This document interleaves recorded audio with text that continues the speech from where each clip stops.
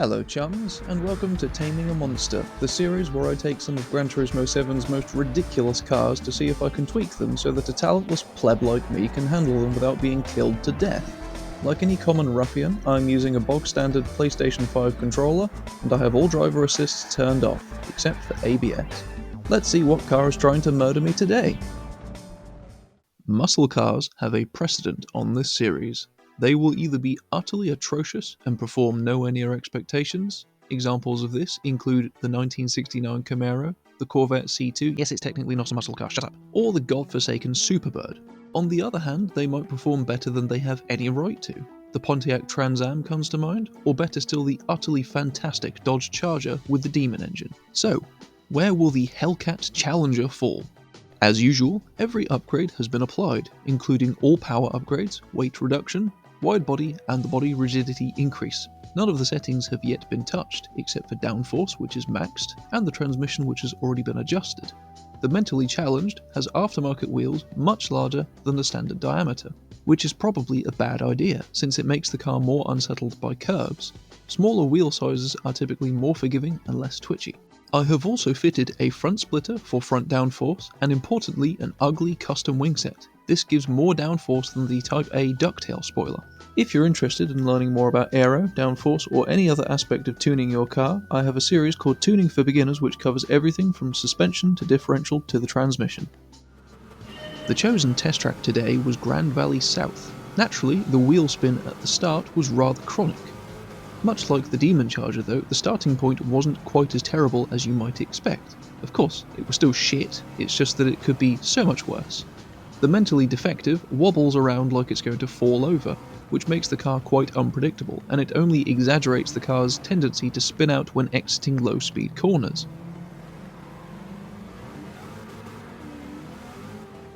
As usual, my first adjustments were to increase anti-roll bar stiffness and natural frequency. I set natural frequency lower at the rear, which will help reduce power oversteer. Already, the difference was night and day. The mentally unstable instantly felt so much more controllable. It still spins its wheels excessively out of low-speed corners, but it doesn't cause anywhere near as much of a loss of control anymore because the body of the car isn't flailing all over the place. My target for the rest of my tweaks will be to try and reduce the wheel spin further whilst hopefully improving the car's agility, since it's a rather large boy. For my next tweaks, I adjusted the LSD. I decreased initial torque to improve agility. I decreased acceleration sensitivity, which will send more power to the inside wheel, thus reducing oversteer. I also reduced braking sensitivity, which should make the brakes feel more effective. The improvement was subtle, the car was now more willing to turn into corners, and the brakes did feel slightly more sharp. Oh fuck off. The changes to the acceleration sensitivity, however, weren't quite as effective at reducing oversteer. This is more than likely due to the lack of weight on the rear axle. For my final tweaks, I increased compression to help the mentally impaired deal with curbs. I decreased negative camber to improve straight line traction and hopefully reduce wheel spin. I slightly increased rear toe in to further reduce power oversteer, and I also added a few kilos of ballast weight to the rear axle to push the rear tyres into the ground and help the car put the 1000 horsepower onto the road more effectively. The mentally unfit was once again improved all around, though still overall quite tail happy. I could add more weight to the rear axle, which would further improve traction and further reduce oversteer.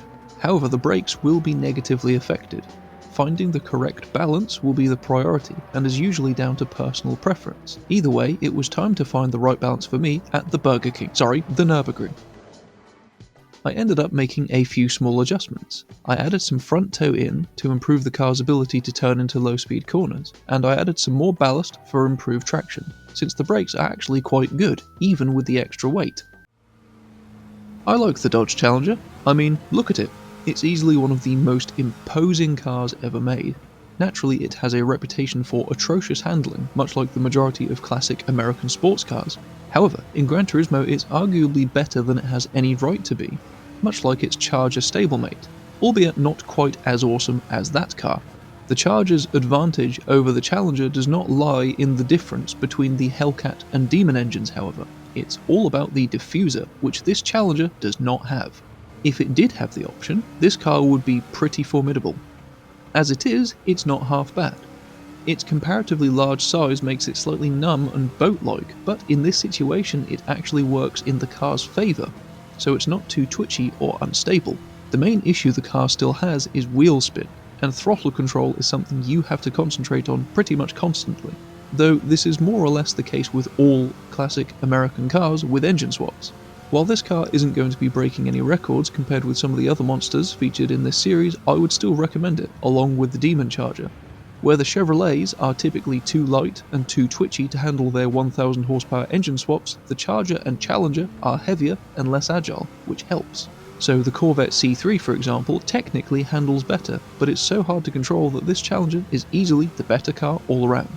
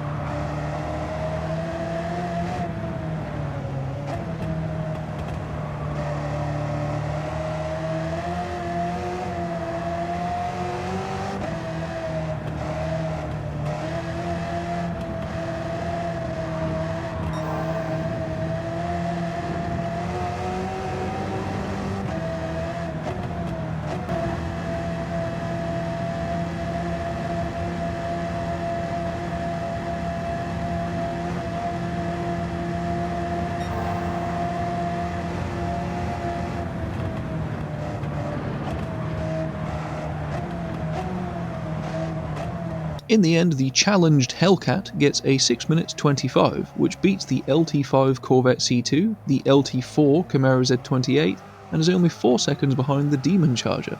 It's also very closely matched with the utterly batshit DeLorean. So, that was my attempt to tame a monster. I hope my settings helped, or that you enjoyed this video. Join me next time where I'll be driving something else that's trying to kill me.